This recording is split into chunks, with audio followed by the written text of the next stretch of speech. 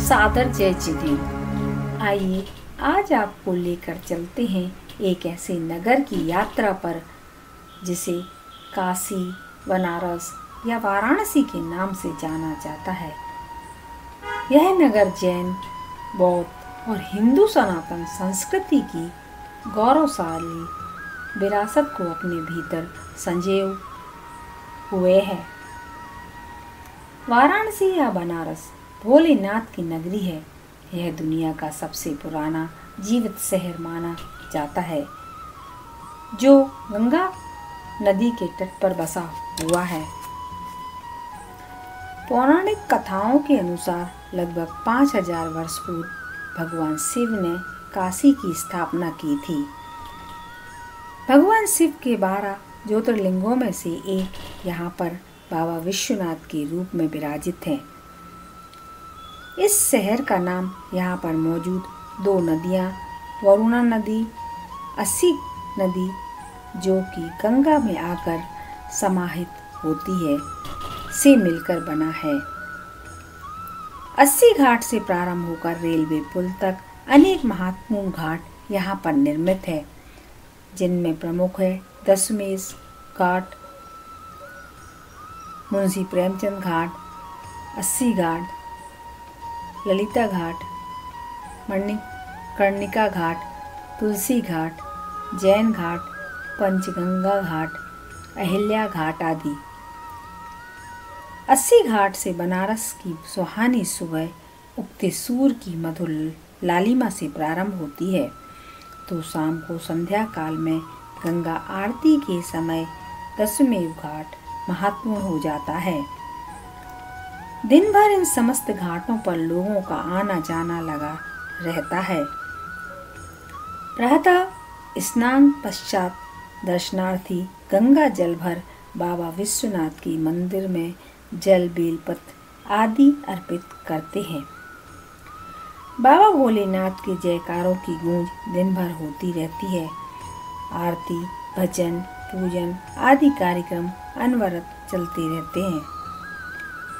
वहीं मणिकर्णिका घाट, जहाँ पर बताते हैं कि दाह की अग्नि यहाँ सदैव प्रज्वलित रहती है। लोग यहाँ पर अंतिम मरण समय में आकर यहीं पर मरने की चाह रखते हैं। बाबा विश्वनाथ का मुख्य मंदिर दशमेव घाट एवं ललिता घाट के बीच से गलियों से गुजरकर पहुँचते हैं। अभी कुछ समय पूर्व सरकार द्वारा काशी विश्वनाथ कॉरिडोर का भव्य एवं आकर्षक निर्माण करा दिया है, जिसमें यात्रियों की दर्शन यात्रा सुलभ हो गई है। सीधे घाट से जल भरकर मंदिर तक की यात्रा सानंद पूर्वक सरलता से पूरी होती है। इसी के आसपास अन्य सभी सुविधाएं, विश्रामालय, पूजन सामग्री की दुकानें आदि यात्री सुविधाएं भी विकसित की गई हैं। दर्शन के दौरान निकट बनी ज्ञानवापी मस्जिद की इमारत मन को कचोटती है।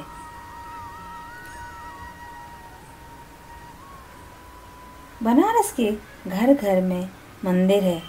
बाबा के दर्शन करते करते थकान होने लगती है, किंतु मन की प्यास पूरी नहीं होती।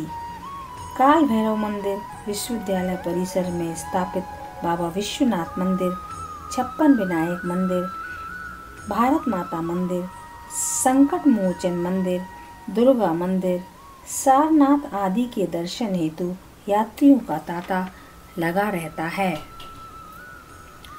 जैन काशी, जैन धर्म के दर्शनार्थियों के लिए भी बनारस काशी प्रमुख धार्मिक स्थल है। इस पावन क्षेत्र भूमि पर जैन धर्म के 4 प्रमुख तीर्थंकरों ने जन्म लिया है। इनमें हैं 23वें तीर्थंकर पार्श्वनाथ, 7वें तीर्थंकर सुपार्श्वनाथ, 8वें तीर्थंकर चंद्रप्रभु एवं 11वें तीर्थंकर श्रेयांसनाथ। जैन धर्म के इन 4 प्रमुख तीर्थंकरों के 4 कल्याणकों गर्भ, जन्म, तप एवं ज्ञान की पावन भूमि होने का सौभाग्य वाराणसी को ही प्राप्त है। इस महातीर्थ के वंदन पूजन को प्रतिवर्ष लाखों की संख्या में जैन धर्मावलंबी आते रहते हैं एवं अपने जीवन को सार्थक बनाते हैं। 23वें तीर्थंकर पार्श्वनाथ का जन्म बनारस के भेलपुर इलाके में यहाँ के राजा अश्वसेन एवं माता बामा देवी के घर में हुआ था। भेलपुर भगवान के चारों कल्याणकों का पवित्र स्थान है। इसी स्थान पर भगवान पार्श्वनाथ के 3 भव्य जिनालय निर्मित हैं। एक मंदिर जी में 9 से 10वीं सदी की कृष्ण पाषाण की आकर्षक एवं प्राचीन प्रतिमा विराजित है। 7वें तीर्थंकर भगवान सुपार्श्वनाथ जी का जन्म वाराणसी के बदेनी गंगा घाट के निकट भद्रावती क्षेत्र, जिसे अब बदेनी घाट के नाम से जानते हैं, में यहाँ के महाराजा सुप्रतिष्ठित एवं महारानी पृथ्वी सेना के घर में जेठ शुक्ल द्वादशी के शुभ मुहूर्त में हुआ था। जैन घाट के नाम से प्रसिद्ध बदेनी घाट पर ही प्रसिद्ध जैन मंदिर सुपार्श्वनाथ जी का बना हुआ है। वाराणसी के निकट ही सहपुर ग्राम में इक्ष्वाकु वंश के अधिपति महाराजा विष्णु एवं महारानी नंदा के घर फागुन कृष्ण एकादशी को हुआ। यह स्थान वर्तमान में सारनाथ के नाम से जाना जाता है, जहाँ पर बुद्ध धर्म के अनेक स्थल मठ भी दर्शनीय हैं। इसी स्थान पर जैन धर्म भी निर्मित किया गया है।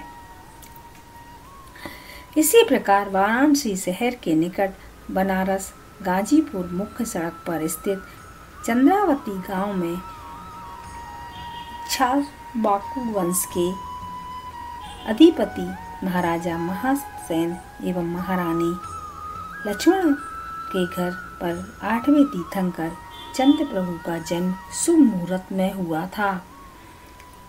जैन धर्म के अनेक प्रमुख जैन ग्रंथों तिलोत्पन्नति एवं उत्तर पुराण में वाराणसी का चित्रण कई स्थानों पर मिलता है।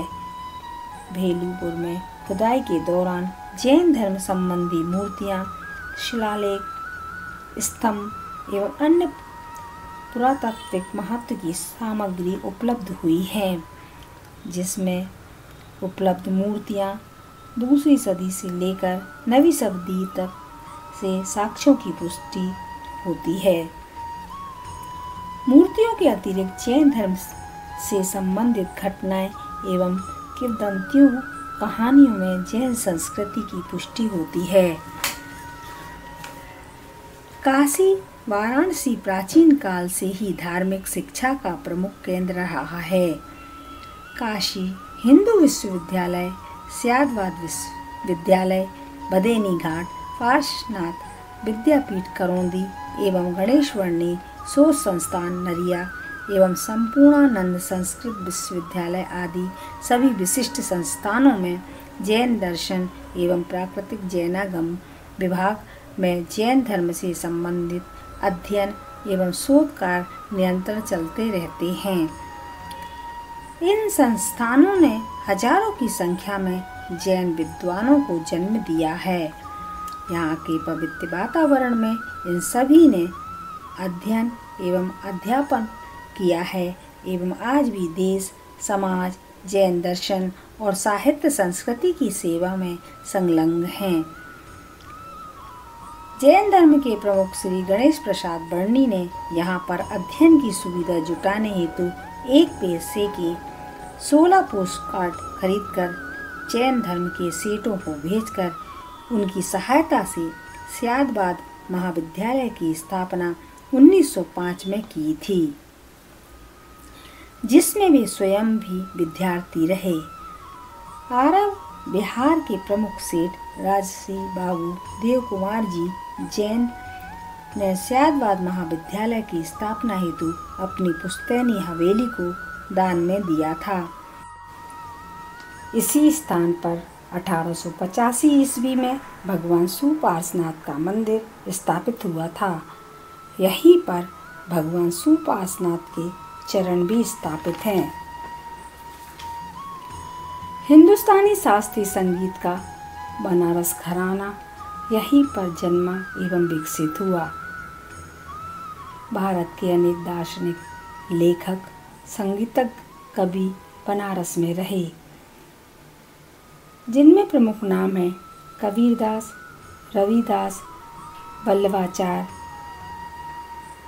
स्वामी रामानंद, मुंशी प्रेमचंद, जयशंकर प्रसाद, पंडित रविशंकर, गिरजा देवी, पंडित हरि प्रसाद चौरसिया, आचार्य रामचंद्र शुक्ल एवं उस्ताद बिस्मिल्लाह खां।